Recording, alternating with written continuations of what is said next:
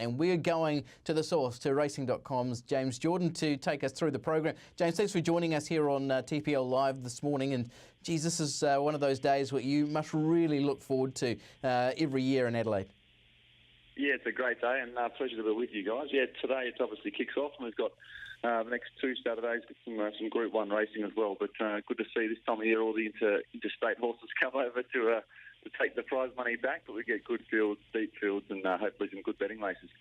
Yeah, absolutely. Yeah, what about that TAB Classic or the Robert Sangster? What are you thinking? How have you sort of assessed it form-wise? Well, it's a pretty deep race. Actually, Sunlight was a sort of late, or pulled out late earlier in the week, but it's sort of, as much as it's taken a bit of quality out of it, it's actually made it a really good betting race. So there's a host of chances. I'm with Sprite, the toppy, but a little bit worried about the track condition. I think she's such a brilliant horse with great acceleration that if the track becomes softer, it just dulls her acceleration. So I'm hoping, it's currently a soft 5. I'm hoping it stays in a soft 5 range. I think she's the one to beat, but I do rate a couple of 3-year-olds down the bottom. Not as keen on Lady Cosmology, which is over from Perth. It's been sort of $8 into $5. I'm happy to lean away from her, but I think Anjana and Thrillster, they're both capable of beating Sprite. Then a bit of a gap back to Cool Passion, but I think Sprite, if the track's firm enough, will win. Otherwise, I reckon one of those 3-year-olds down the bottom can win it. Okay, is there anything else out of left field that sort of might be able to sort of throw up as a danger?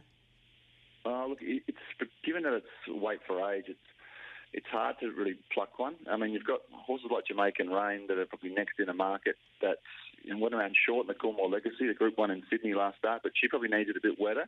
And outside of them, you've sort of got them covered. I think Sprite's got the best acceleration in the race.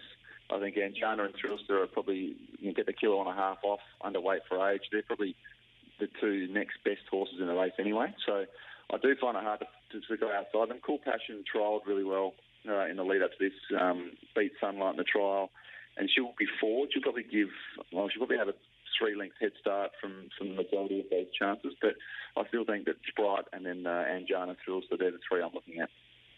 Also, the Group 1 Australasian Oaks in the program as well. That's race 6, and we'll have a look at the market for you here as it stands in New Zealand. Princess Jenny, it's a 3.10 favourite on the back of those last couple of wins. You've got Aranguri at $5, $6.50 about Arisia as well. How have you assessed the Oaks here, James? Well, this race generally, looking back the last 7 or 8 years, I think the longest price winner to win a race is $8. Again, given that it's set weights and 3-year-old fillies that can, trying to stay, it's rare that you get a rough result. It's generally the best horse in the race that can win it. So I think Princess Jenny deserves to be favoured. I've got a mark 320. She's basically 320. Drawn bad gates at past 3, 12, 14 and 13, the last 3 starts, which draws to jump from gate 3 today. So she won't have to drift as far back as she has been.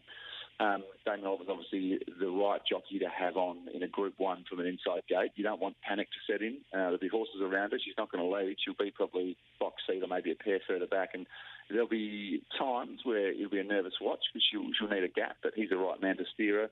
So I think she's clearly the one to beat. Amangiri was luckless last start in Sydney and was ridden with a bit of cover. And had been leading in a start to Friday. I actually think she went better with cover. Not sure what they'll do with her that inside gate. They might be wary of being held up again and try and go forward on her. But if she's ridden with cover, she's probably the main danger.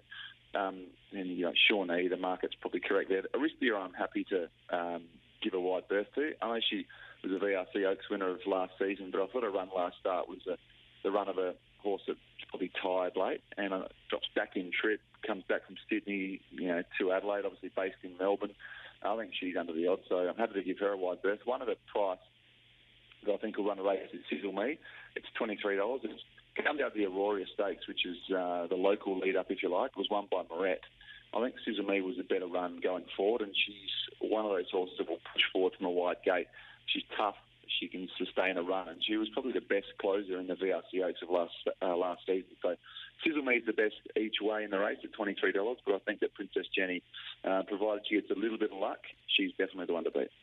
Like that, 3-year-old filly, New Zealand bred too by the Sunlight Trust, and High Chaparral out of the Zabel mare in Glitzerbel should mean that she'll stay okay. Hand us out how you've sort of suggested maybe 2 or 3 best bets for our punters here, James.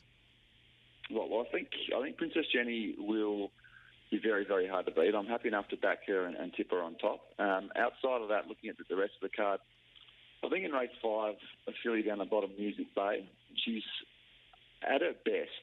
She's not far off a Group 1 horse. She's in the Queen of the South, which is a Group 2 level over a mile. But being a 3-year-old, she carries 53 kilos. The top weight and favourite Spanish Reese is going to have to give her 5.5 kilos.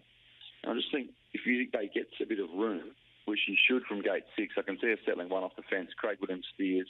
I think if it gets around to the Open in enough time, she's got the ability to win it. So I'm happy to be with Music Bay in race 5. You can back her each way. I don't think there's too many chances in the race, and it will be, she'll probably be 220, 230 to play. So I'm happy to back Music Bay in race 5, each way, pardon me.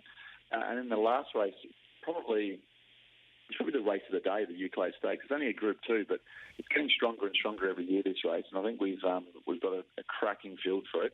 Got horses from Perth, obviously Sydney and Melbourne. But the way I'm going is with Behemoth, who's another local.